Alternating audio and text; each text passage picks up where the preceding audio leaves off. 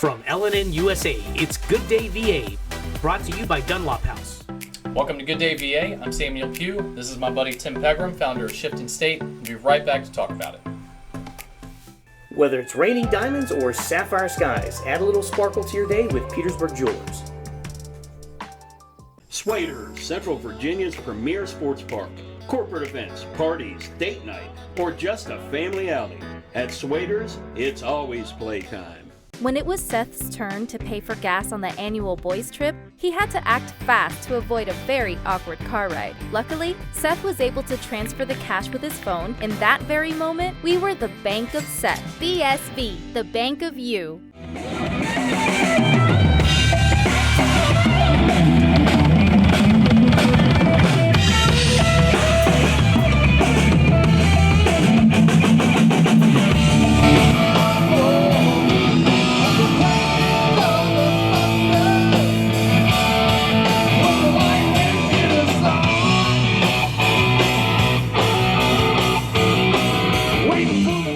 Welcome back to Good Day VA. We're with Tim Pegram, founder of Shifting State. So, Tim, tell me about it. What is Shifting State? Shifting State started out in 2018. I bought my first Harley Davidson, and I wanted to start a YouTube channel with it. And so I bought a GoPro, set it all up, came with a cool name, and started rolling. And then it just slowly turned into now I'm doing bike nights and bike shows and ride outs and all that stuff. So did it start as something you were doing locally with people, or was it online, mainly YouTube? Mainly online with YouTube. I would basically strap a GoPro to my helmet, and it's called motovlogging, doing it that way. And I had a mic on the inside, and I'd ride around, record my ride, and talk about where I'm going, talk about my bike. Whatever adventures I went on, I just talked about that. How many police cars did you evade with the GoPro on? Evade? None. Not on a Harley. All right, not yet. Not yet, no. So what is happening now? So tell me about the local events that happened. All right, so Shifting State's turned into now I'm doing bike nights and, the events and the ride outs and everything. And over at Tilted Kilt in Prince George, we are putting on bike nights every other Thursday. The season just ended for that, but we'll be starting off next year. And every other Thursday, Tilted Kilt, 6 to 10 p.m. We got live music and slow roll races and just everybody coming out, bringing the community out, having a good time. So Tim, the season is coming to an end. You do every other Thursday up until September, but you got one more thing on the stove. What you got? Yes, that's Moto, Monsters, and Mayhem. We do that over at Tilted Kilt, and that's going to run from 6 to 10 p.m. From 6 to 8, we'll do like a trunk or treat for the kids and everything, and then after that, adult Halloween party, get dressed up, contest, food, music, live music and all that stuff. So it's a good time for that. And you could find all that on my YouTube page or my Facebook page or my Instagram page. Yeah, we'll tell everybody how to find you on all the socials. Okay. Shout them out. Oh, well, you can go on YouTube, Shifting State, or you can go on Facebook, Shifting State.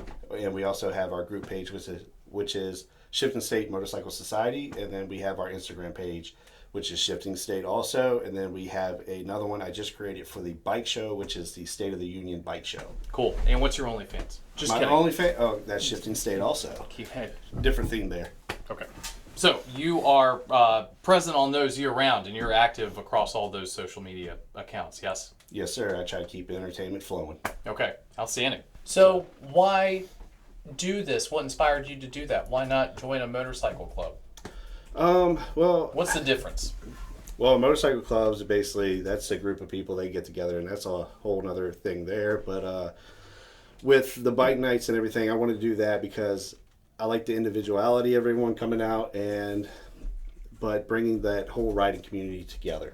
So it's, independent people coming out, riding out, you can show your bike off, meet different people, and it felt more like a family event kind of thing, family friends. So do you think that it's important that we find ways to do this since the world has shifted to so much of a digital community organizing model to actually have in-person events, new people, and actual conversations? Oh, 100%. And that's what I like about my event too, because when we all come out there, we ride out there, we eat, we drink, everyone is out there being sociable, talking. You rarely see like a cell phone out in sight.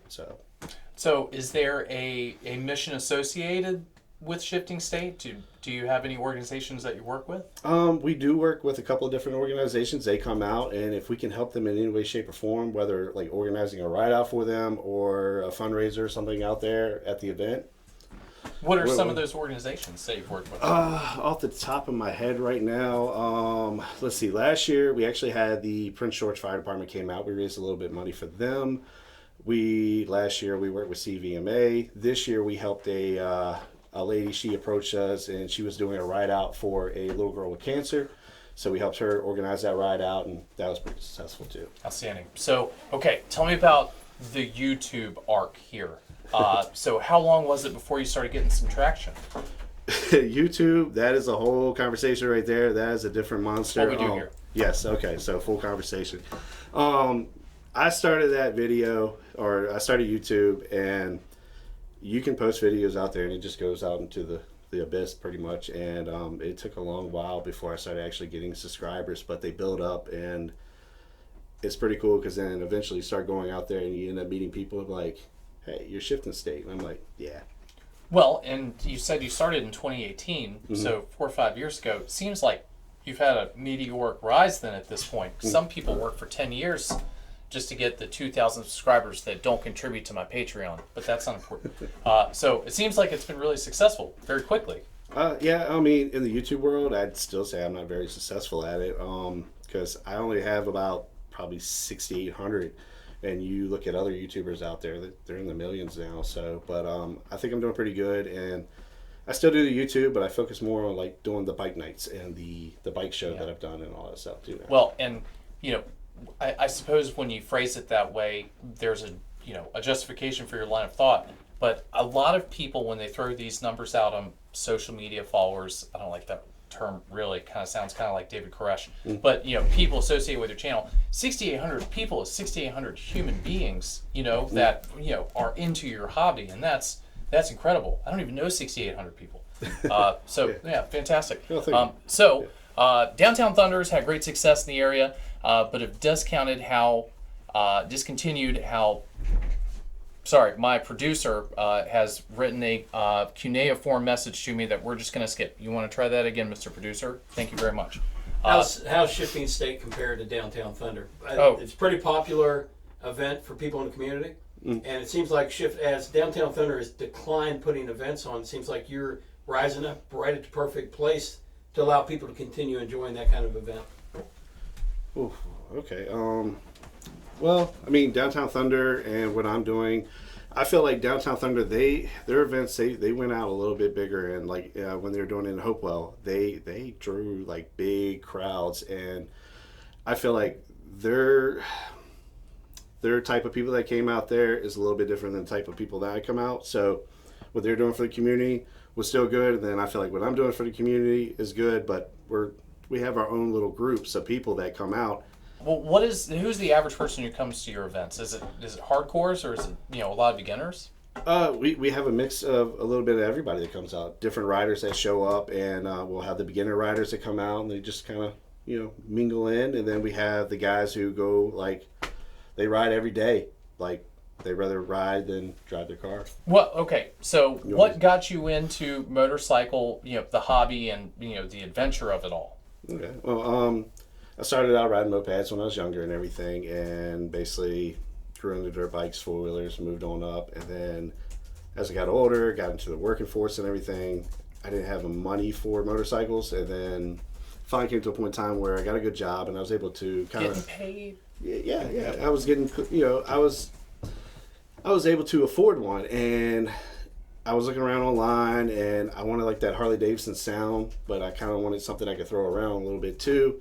And I ended up coming across the Harley Davidson Roadster, and I thought it was just like this beautiful bike. And I went up to Colonial Harley Davidson. I walked in there and ended up talking to the salesman there, Rob, and he ended up showing me around, whatever. He goes, "Hey, we have one in the back. I'll show it to you." Went back there, saw it. It's beautiful. The lights lit up, everything.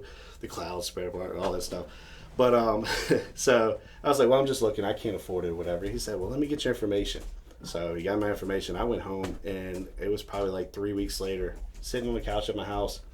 He hits me up on Facebook, just hunted me down on Facebook, hit me up and said, "Hey Tim, we got your bike here." And I was like, So we just went back and forth, and he asked me a bunch of different questions. I was like, "Look, I don't have my motorcycle license." He said, "You buy a bike, we can set you up in the riding class." So that was perfect. And then I was like, "Well, I don't even have a helmet, man." He goes, "We can get you set up." And then I was like, "All right, well, I don't even know if I get finance for this thing." He goes, "Here, just go on the Harley Davidson website, and, you can check it out there." Well, found out I could get finance for it. So I was like, "All right, well, I don't know what insurance would be." Motorcycle insurance is actually pretty affordable. So, but look that up. It's mostly just your skull. Yeah. So, but but yeah, so all that lined all up, and I went up there the next day and I bought it, and I didn't have my license, so they trailered it to the house. But as soon as they parked it in the driveway, legal purposes, I may or may not left on it, but it's fine. It's fine. That sounds a lot like how I started, except when I got to moped stage, my mother organized the neighborhood kids to tie me up and leave me in the woods covered in eggs because she said I was a nerd. So, okay. Yeah, I went a different route, but similar. So how are you managing your time with a full-time job running an event like this? Well, yeah, I have a full-time job, and my wife and I, we own our own business too, and between doing the video for Shipton State and then trying to organize the bike nights and a bike show all year long, because that is a whole year of planning there. But yeah, I have no time. No time at all. And I don't think people realize the time, the effort and everything, especially in just the bike nights, organizing that, putting that together, pulling in the sponsors and all that stuff to make that happen. So what is exactly involved in organizing a public event like that? Well, first you got to find a good venue that's going to work with you, and Tilted Kilt has been a blessing to me because they are like turnkey operation there, very helpful with everything. Naga, the owner there, basically it's like, "Tim, whatever you need, we can make it happen." And she really does love the riders and the community that comes out there. She's very emotionally attached to all of them. Yeah. So it just helps. And basically Tilted Kilt she treats it like, "Hey, this is your home just as much as mine." And that's great. So finding the venue, and then you have to basically music, setting up games. You can't just say, "Hey, come up here and set up," because people can get bored with and that. get hammered. Yeah, well, I mean, actually, you can do that, but to keep it just like entertaining, college, there has to be other stuff involved besides getting hammered. Pretty much. Unless you're my mom. But no, I mean, yeah, you can't just say, "Come here, show up," or whatever. People are gonna get bored with it, so you have to constantly keep it entertaining, bring something new, and keep working on it. And once again, all that stuff that takes money. So reaching out to sponsors, trying to get them to believe in what you're doing for one, and so. And I found a lot of good ones like Law Tigers, Redline. Tom McGrath is a really good one. They've helped me out. And Colonial's kind of coming on board too. Oh, good deal. Yeah. So do you have any idea how much money you've raised for the local causes that you support? No, not offhand. But like I said, the ride out that we've done. And then what we like to do too is I team up with some of the local nonprofits. And we have riders. We've had 2 this year that we know of that I'm not going to put any names out there. But they've gone down, they've hurt themselves and everything, and when you're hurt, it's hard to work. So we've, given away a couple things and raffled off some things to help raise some money for them. Oh, great. Awesome. So what is your vision going forward for this event? So for the State of the Union Bike Show event and the bike nights too, I just want to see it grow. I keep trying to reach out and get all the surrounding riding community to come out, the riders, everything. I want everybody to know that it's an open event to all different bikes, from Harleys to sports bikes to everything. I mean, if you got a moped, you want to come up there, we're not gonna laugh at you. So, or you. Yeah. It's so 3 mopeds this year. Yeah. So that's great. That's awesome. That it once again in a digital civilization now, it's nice that there's places where people can go to have face-to-face contact with people who are into the same stuff. I mean, that's what all this is about. Oh, 100%. I would think. Good deal. Thank you, Tim, for coming and talking to us. And we'll be right back after this. Warning, these products contain nicotine. Nicotine is an addictive chemical. The Vape Guys is where you'll find hundreds of e-liquid flavors and a huge selection of hardware, disposables, hemp-based products, and smoke shop accessories. The Vape Guys make you the star with their loyalty program. Superior service, unrivaled selection, and a passion for vaping you deserve. The Vape Guys, 500 South Park Boulevard, Colonial Heights. Breeze In and get the best lunch in town. Breeze In is a family-owned business that specializes in top-notch service and fried chicken. Come enjoy Breeze In's original finest fried chicken. Like a little spice? Ask for our Virginia Heat Chicken. We have everything from barbecue to Philly cheesesteaks on our made-to-order menu. Thirsty? Walk into our beer cave and enjoy the coldest beer in town, including a wide variety of local craft beers and wines. Enjoy a selection of local Virginia products. Come experience what puts the breeze in Breeze In.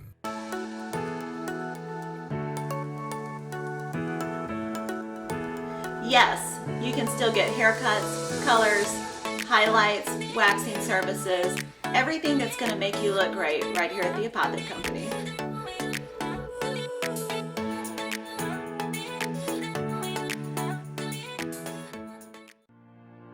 So here at Titan Auto and Tire, we're a full care automotive repair center, full maintenance items anywhere from an oil change, state inspection, and also full engine replacement. Titan Auto is different because of our customer service mainly. I mean, we have some of the best trained and qualified techs in the area. Our three main focuses are customer safety, customer service, and community. Knowing that you're going to put them first and it's not about the dollar. Thank you for joining us today on Good Day VA. We want to thank all of our sponsors, especially Dunlop House, for making this show possible. But the biggest thanks goes to you.